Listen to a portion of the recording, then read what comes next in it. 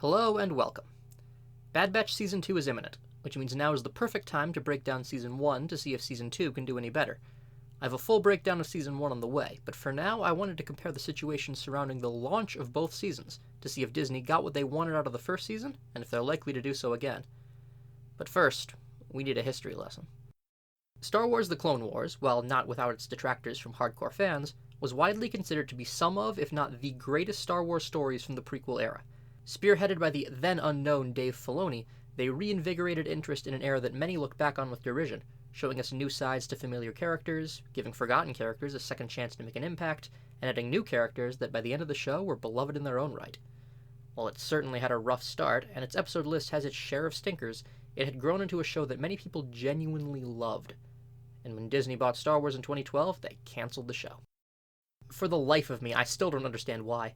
I mean, I hate that they shit-canned the entire EU, but that was a massive library of extremely varied quality written over decades, and that often contradicted itself.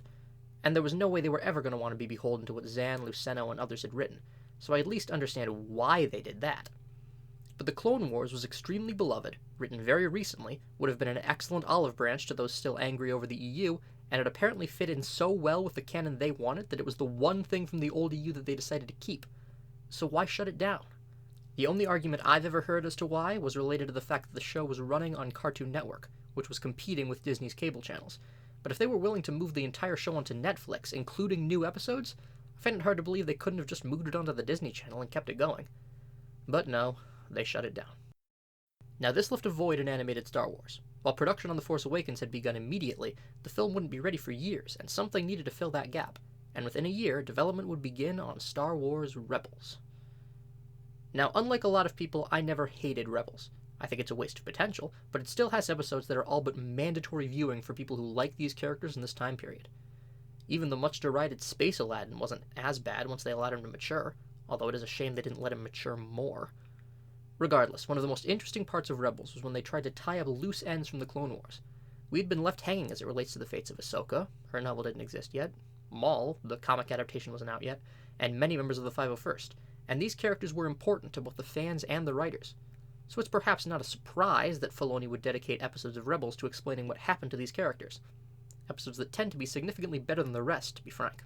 Despite my apathy toward it, Rebels does have serious flaws, with its kid show nature and enemy incompetence being far harder to look past here than they ever were in the Clone Wars.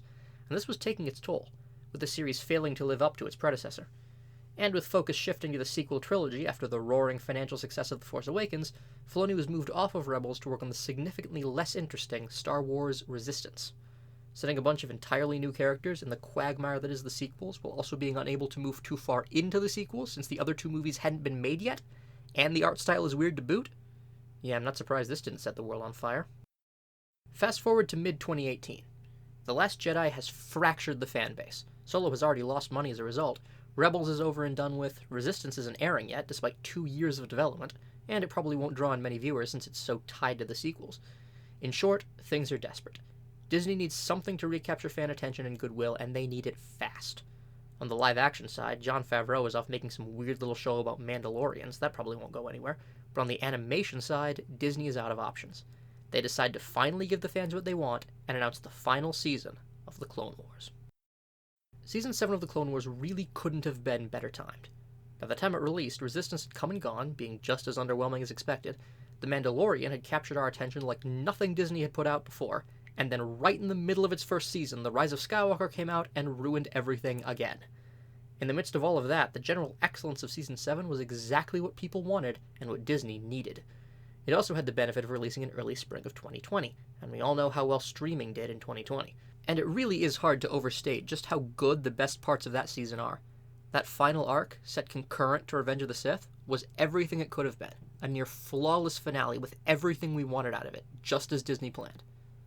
And also just as Disney planned, the first arc of that season was devoted to introducing us to the mostly unknown, unless you went and watched the unfinished animation reels from 2012, squad of clones known as the Bad Batch.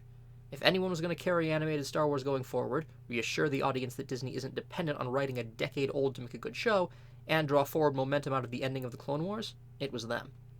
And considering that the weakest arc of the Clone Wars Season 7 is the one that Disney had called for the most extensive rewrites for, that reassurance was something the fans needed. The Bad Batch was the only way Disney could move forward, but clearly the show had its work cut out for it. So how well did it do? The answer to that question is somewhat hard to quantify. Animation is rarely able to directly compete with live action, so the fact that The Bad Batch was never on the same level as Mando from a viewing perspective is understandable. Reviews were generally kind to it, but as Star Wars itself has proved, the professional reviewer is hardly a good standard anymore. Some metrics for anticipation showed the show was gathering excitement before launch, and the fan reviews were generally decent, though many said the show would need to mature the way the Clone Wars did before it could be truly great. As far as continuing the legacy of the Clone Wars, nobody can deny they succeeded there, but their larger goal of regaining interest in animated Star Wars? Well, I'm not so sure that one was a success. The simple fact of the matter is that, much like Marvel, and with even less justification, Star Wars has become another content pipe, with more being pumped out all the time.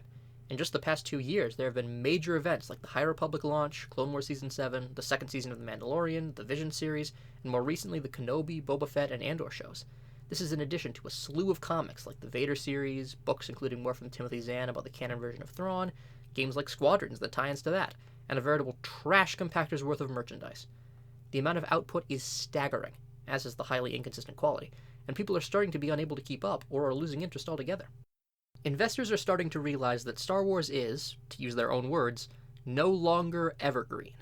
To use normal people speak, if you had told me even 5 years ago that there would be a Boba Fett show and an Obi-Wan Kenobi show, and that I wouldn't care about either of them except maybe to look at how bad they are, I never would have believed you. And yet, here we are. Perhaps the biggest show of just how bad things have gotten is that Andor, a series that reviewed very strongly from some of the same people who tore the sequels to shreds, still can't get any engagement.